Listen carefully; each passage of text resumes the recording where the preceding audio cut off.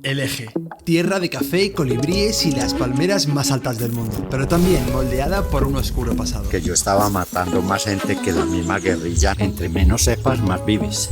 Al viajar a Colombia buscábamos conocer sus lugares más top y los más desconocidos, comprobar si realmente es seguro viajar por libre y explorar su enorme biodiversidad. Pero el Eje cafetero nos deparaba mucho más, no solo porque Belén se reencontraría con su familia colombiana, sino porque tras mucho buscar encontraríamos una finca cafetera con una experiencia muy diferente. Lo que la historia no le cuenta a nadie de lo que es el campesino en Colombia. Y así fue como el último día conocimos a Don Leo, un pequeño productor de café con una vida tan convulsa como la propia historia de Colombia.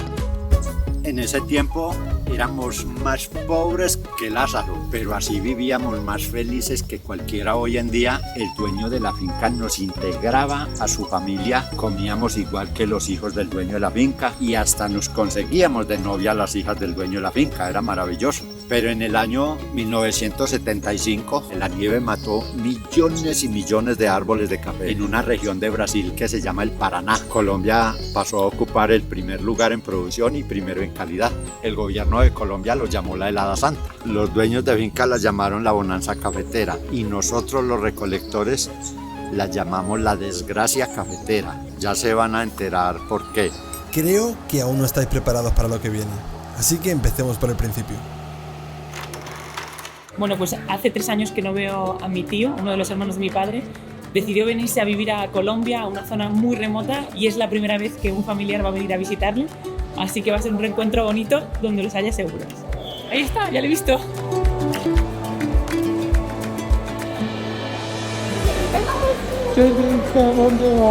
No te lo esperabas, ¿sí? Cuando te lo dije. ¡Qué bonito! Y así nos reencontramos con el tío Rafa y conocimos a María, su mujer, quien desde el principio empezó a cuidarnos y a tratarnos como familia. En Salento tienen que poner mucho cuidado con la cámara. ¿Y a ti qué pasa? ¿Que no tienes acento? ¿Se te ha pegado o qué? Yo llevo 5 días y hablo yo más colombiano que tú. Ya, o sea, si lo que quieren es robar, ¿por qué tienen que sumar la agresividad de matar? Porque si te pegan un tiro en una pierna o en un brazo, pues lo primero que haces es ir a que te curen. Entonces tarda más en denunciar.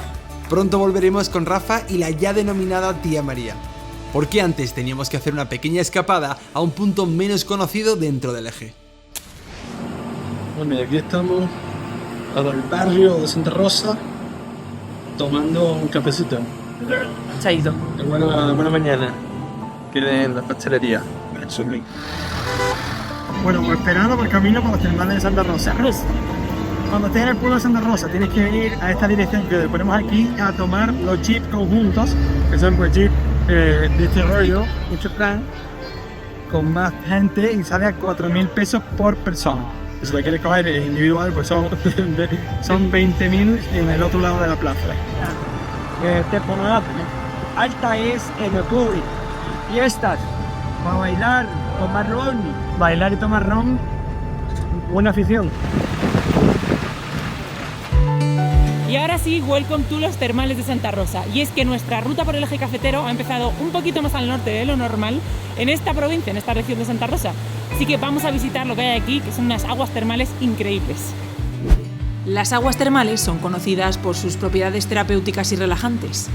Se originan en los volcanes cercanos y se cree que contienen minerales y elementos beneficiosos para la salud.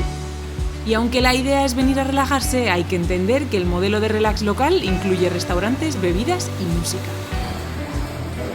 ¿Qué es eso? ¿Es una araña? Es un mosquito. Pues luego, ¿tu review del sitio? Pues a ver, el sitio está muy bonito, la cascada está muy bonita, pero está petado de gente y eso que es entre semana y temporada baja. O sea, no me quiero imaginar esto en temporada alta. O sea que, bien si tenéis tiempo para pasar un día, si no, Y si te apetece seguid la mucho, ruta. Un pasote, está muy guapa.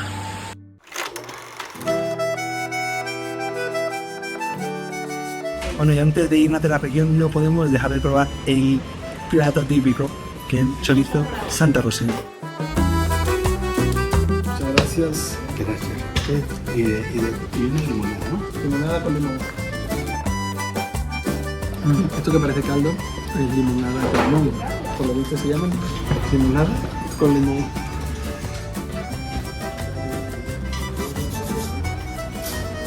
Todo vegano, ¿viste? Y aunque aunque ya habíamos probado café por Colombia, aún no sabíamos lo diferente que sería un café de especialidad en pleno eje cafetero.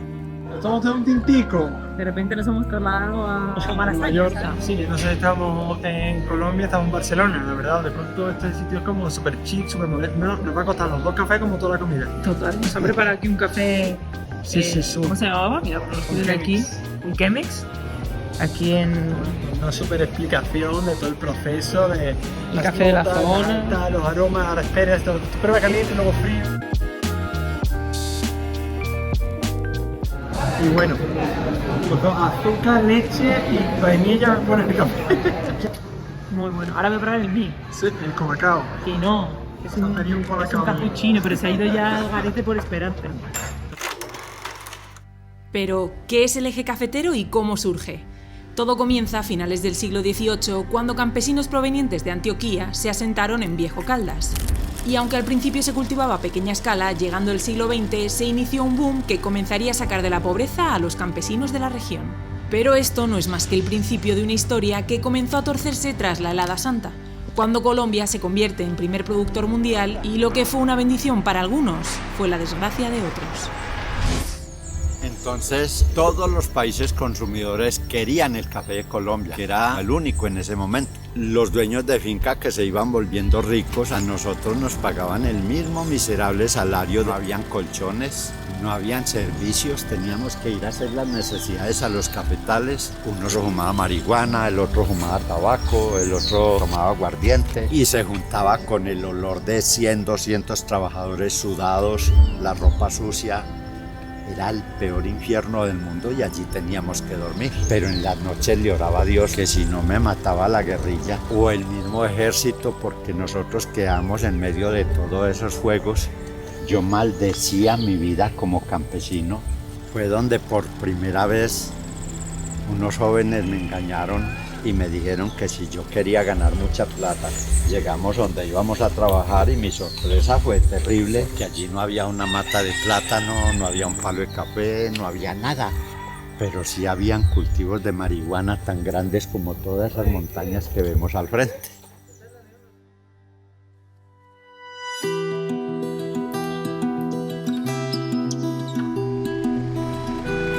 Continuamos la ruta por el eje cafetero por uno de los sitios obligados y más conocidos probablemente de toda la zona, que es el Valle del Cocora. Muchos lo conoceréis por la típica imagen del valle con unas palmeras muy altas que parece que están muy separadas, pero es que son muy altas de verdad. Y esta es la que hay aquí en concreto, son las más altas del mundo con 60 metros de altura. Espectacular, así que vamos a ir a ver qué nos depara la ruta de hoy. Esta ruta tiene un tramo que hay que tener cuidado porque se comunica con otra que tira hasta el Valle del Nevado, que eso está donde Cristo perdió la chancla. Cuidadito con eso, ya lo indicaremos ahora. Para el valle, para acá no es por allá, ¿verdad? La ruta larga del valle. Sí, van acá por toda la borda del río hacia arriba y ya bajan allá por la parte de allá. Esa es la ruta larga de 6 horas, ¿no? Esa es la ruta larga. Antes lo decimos, antes nos equivocamos. Pero gracias a eso hicimos nuevos amiguitos para que si nos perdemos, pues nos perdemos todos. Que mal de mucho, consuelo de tonto, pero consuelo. Ese recorrido son más o menos 4 o 5 horas, son 11 kilómetros. Ustedes van a pasar por 2 fincas diferentes, esta es la primera. Sí, van a pasar la cascada, van a pasar, acá se muestran 7 puentes, pero son 5 puentes. Pues son 30 minutos de ir a los colibríes, 30 minutos de vuelta. Entonces este es el mapa infalible, ¿no? Sí. Con ese no te vas a perder. Nada, es imposible con ese. Con ese imposible, todo relativo. Y al igual que le ocurrió a Don Leo, antes de darnos cuenta habíamos dejado atrás las fincas de café para adentrarnos en la montaña. Nosotros en busca de colibríes y Don Leo, bueno, eso es otra historia. Donde nosotros allí sin dinero para regresar, sin qué comer, allí no había otra opción que tirar nuestro orgullo de cafetero al suelo y pasar por encima a ir a recolectar marihuana. Teníamos que dormir ya en los montes con una arma lista para disparar, pero milagrosamente logré escapar y regresé a la zona cafetera nuevamente a ganar 30 pesos el día. Lo que yo vivía allá me tuvo 6 meses en una clínica psiquiátrica, pero como la experiencia es como la mierda, nadie la coge. Me volví a dejar engañar. Pues esto es la recompensa por las 3 horas y media de subida. Recompensa de descansito, una Coca-Cola, azuquita, un bocatita, y ahora todavía queda llegar al palmeral que llamo yo, que no sé cómo es, la zona de las palmeras. Que nos puede quedar a lo mejor 2 horitas, nos puede quedar pues 2 horitas a lo mejor. Y te has saltado lo más importante de lo que hemos visto aquí, ¿no?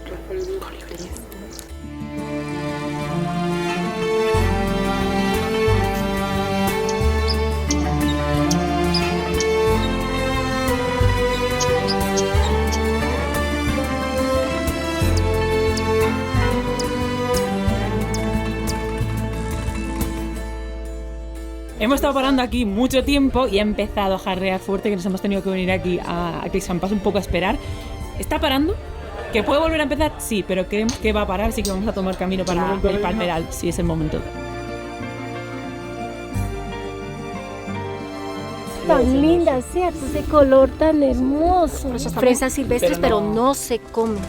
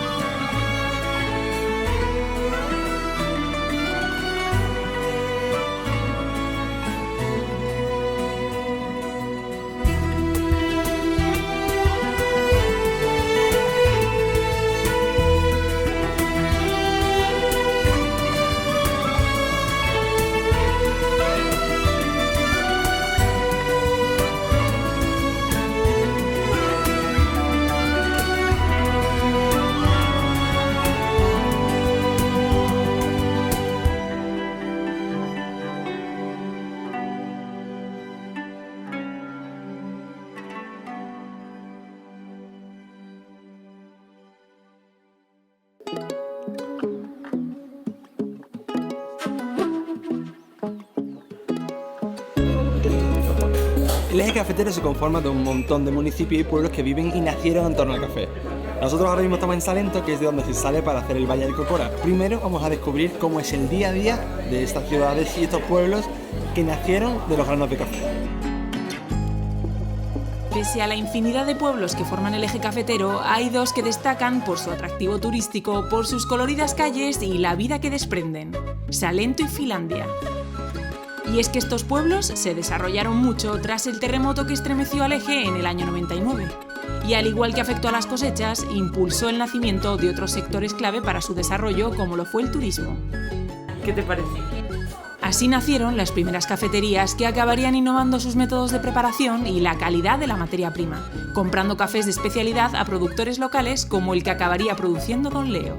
Sin embargo, el café y el turismo no fueron las únicas actividades que se dieron en la zona, pues su ubicación estratégica promovió el asentamiento de grupos armados y la volvieron receptora de la marihuana y la cocaína que se producía en el Valle del Cauca. Eran unos cultivos enormes, verdecitos, la cosa más linda en medio de la selva. Cuando me dijo laboratorio, yo me sorprendí, dije yo, laboratorio en la selva. ¿Para qué? Me dijo, entre menos sepas, más vives. Y entre más sepas, más cerca vas a estar de la muerte. Y a los 3 días yo era el más experto químico de esa región. Miraba el dinero y pensaba cuántos muertos tendrían que haber habido con ese veneno para yo ganar ese dinero. Recordaba las enseñanzas de los abuelos, de los padres, de mi propia cultura, y Dios me dio la fuerza de voluntad de escapar de ese infierno sin medir las consecuencias. Si me iba a tragar vivo la selva, si me iban a encontrar los narcos y me iban a matar sin ninguna contemplación, porque lo que yo iba a hacer es la peor ofensa que se le hace a esa gente. Estamos probando la tradicional bandeja paisa propia de Medellín, que como veis es muy completita. Tenemos huevo, arroz, judías, panceta, aguacate, arepa, plátano frito y chorizo. Y más aquí abajo, que ahora mismo no sé ni lo que es, pero esto tiene un pintón. Como no vamos a compartirlo, porque esto si no va a ser mucha tela para 2. Y me dirás que me quieres. 8 monedas, 12 agujeros, una misión: meter la peseta de 100 en la rana. Belén comienza en el primer turno de este torneo. Tenemos una apuesta inicial de 200 pesos por participante. ¿Así? Joder, voy muy floja. metido una, ridículo. Vaya loser. Bastante mal. Pero por lo menos han metido unas cuantas. 8 han entrado ahora mismo. Encendiendo el carbón sin pastillas, como los hombres, de verdad. Bien. Bueno.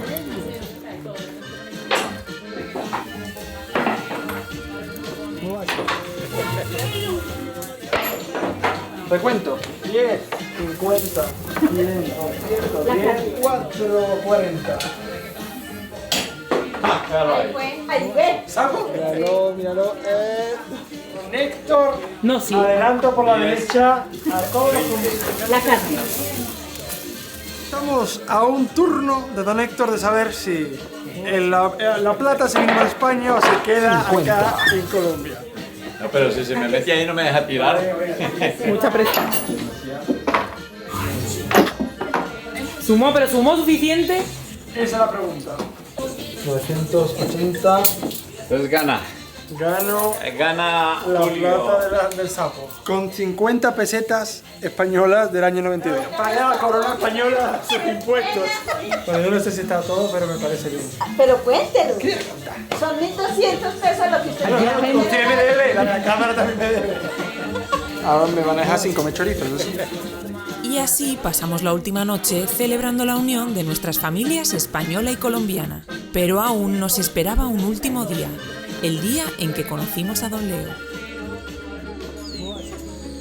En el año 2009, ya les estoy hablando de ayer, tenía varios negocios y vivía muy bien, pero yo nunca sentía ese algo, a mí no me ilusionaba nada, porque yo desde joven quería tener una finca para mostrarle a los dueños de las haciendas que no hay necesidad de humillar a nadie. No tenía ya dinero, vivía duro para sobrevivir, pero no me importaba porque había logrado ese algo que había creído imposible.